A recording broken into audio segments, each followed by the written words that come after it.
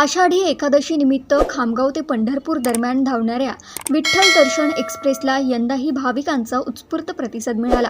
मंगळवारी झालेल्या पहिल्या फेरीत 1506 वारकरी विठ्ठलाच्या दर्शनासाठी पंढरपूरकडे रवाना झाले।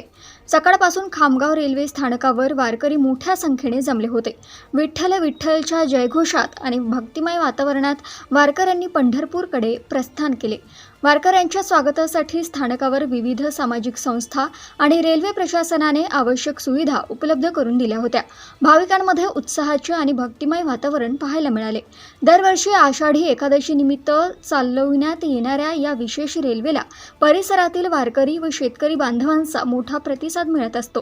यामुळे भाविकांना सुरक्षित, सुलभ आणि किफायतशीर प्रवासाची सुविधा उपलब्ध होत आहे।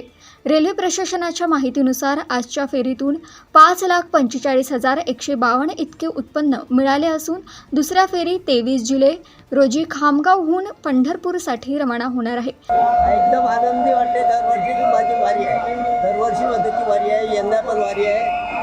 आता जोपर्यंत माझ्याकडे नव्हते तोपर्यंत वारी करते प्रत्येक दिवशी। या वर्षी पाऊस 10 दिवसांनी आला, काय वाटते? आता पाऊस आला, एकदम आनंदी आता। जशी आज वारीला आम्ही निघालो पंढरपूरला तेव्हा पाऊस आला, सर्वांचे चेहरे, शेतकऱ्यांचे चेहरा एकदम हास्य।